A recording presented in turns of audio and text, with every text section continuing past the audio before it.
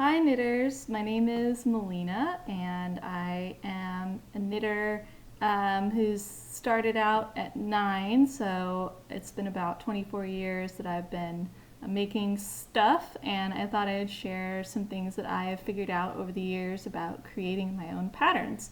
So this will be a series of videos that will dive in a little bit into how to make a pattern and how to design it. I'm not going to go into that many details, so I would say interweave classes are a really good way to start if you really want someone to show you step by step, or order some of the books that I'm going to show you. So let's look at some materials that I like to use. This is called the Knitting Stitch Bible. So this kind of book has different lace patterns, different ribbing patterns. It can give you some intarsia or Fair Isle patterns. They're written out with diagrams and examples. It's a really good reference to have. I highly recommend it. This is the Japanese Stitch Bible. It's really awesome. I love this book, and my cowl that I designed, part of that was from stitch patterns I found in this book. So it's pretty complicated. It's for an advanced knitter, I would say. If you're new, it's going to be a little challenging but fun. I highly recommend this. This is by Hitomi Shida, but it's translated from Japanese, so it's great. This is called Custom Knits. There's also Custom Knits Accessories, which I don't have. This is about how to customize sweaters. It's not really how to design your own. This is more about adapting the sweater patterns in this book to make a pattern that you like. This sweater I'm wearing, I made the stripes myself. I followed a pattern, just a regular raglan 3/4 sleeve, and I just had some extra stuff in my stash, and I just pieced it together, did the stripes myself. I figured out how many rows I wanted to do my stripes. So those are the kinds of things you can do when you look at a pattern and you're thinking, well, I don't like the colors, I don't like the length. You can fix those things. Some things are easier to fix than others, and that's what I would say, go to Interweave and look at their classes. So that's Custom Knits. The next one I have, which is my favorite, is Teach Yourself Visually Knitwear Design, Knitting Design. This will show you step by step how to, once you have your gauge, to design socks, hats, mittens, all kinds of things. And it's really super useful. It makes it really nice to follow. And I highly recommend this because you don't have to do much of the math. If you have your gauge, it'll just tell you in a chart how many stitches that you need to cast on, how many stitches need to increase or decrease. You don't have to do that math. It's really cool. Highly recommend this one. And that is by Sharon Turner, so that's that one. Last one is Shirley Patton Knitwear Design Workshop. This is like a master class in designing sweaters, and it's pretty complicated. It's very tailored to your measurements. So it's hard to sell something you make because you're making it for your own body. So if you want to sell a pattern, this is harder to adjust. You have to do a lot of math to figure out the sizing.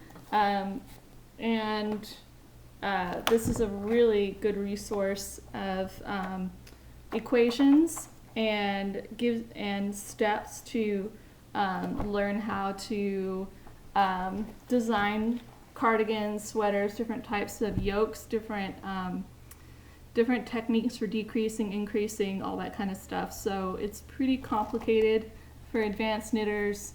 Again, it's a master class. It requires a lot of math, but don't be afraid of it. It's fun. That's Shirley Patton Knitwear Design Workshop.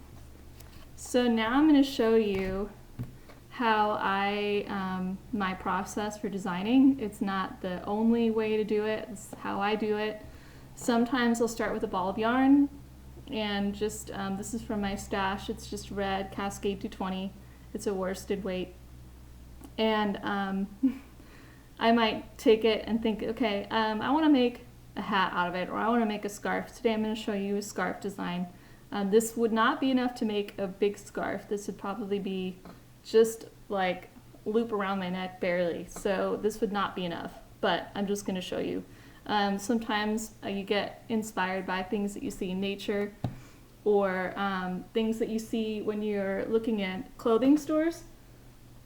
This is my Gap sweater, and it has a cool stitch pattern that I like. So if I see that, I might think, oh, I kind of have an idea about how I want to use that. So there are many ways that you can come about designing a pattern. The scarf is flat, so there's a right side and a wrong side to a scarf. The one I'm going to do today is just a ribbed scarf, so it doesn't really matter what side it's on, and ribbing is great because it's knit and purl, so it's going to stay flat.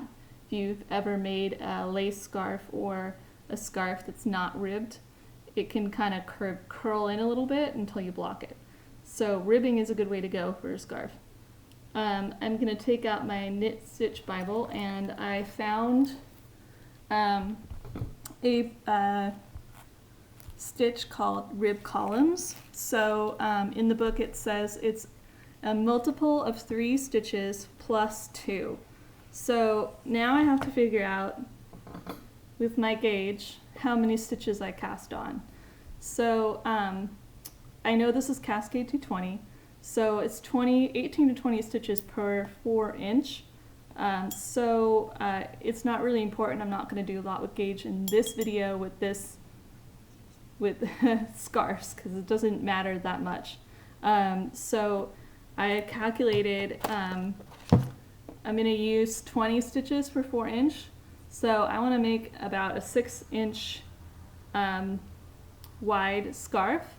So I'm going to say that's 30 stitches. And it says a multiple of 3. 30 is a multiple of 3 plus 2. So then I need to add 2 to that. I'm going to cast on 32. This is a really simple one. It gets more complicated depending on what you're using. So again, 18 to 20 stitches per 4 inch.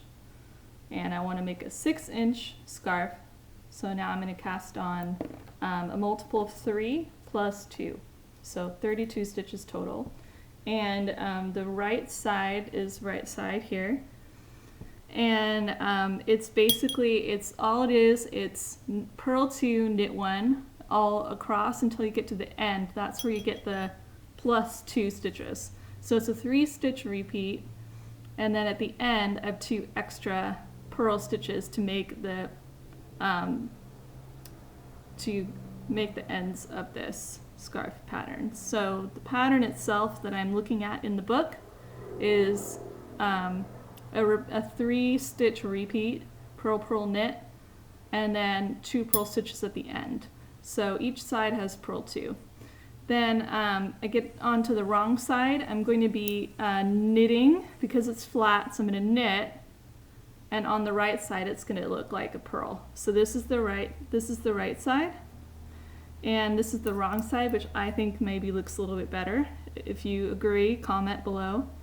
I agree. This is the wrong side, which I kind of like better. I like that.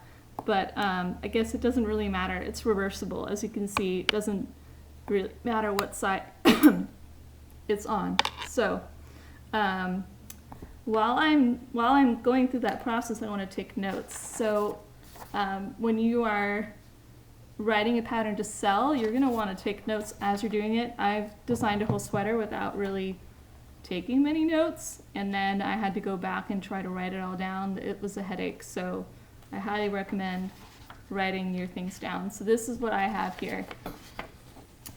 So I wrote down scarf, I wrote down Cascade 220, I wrote down the yardage. I'm going to estimate it's about 700 yards or more.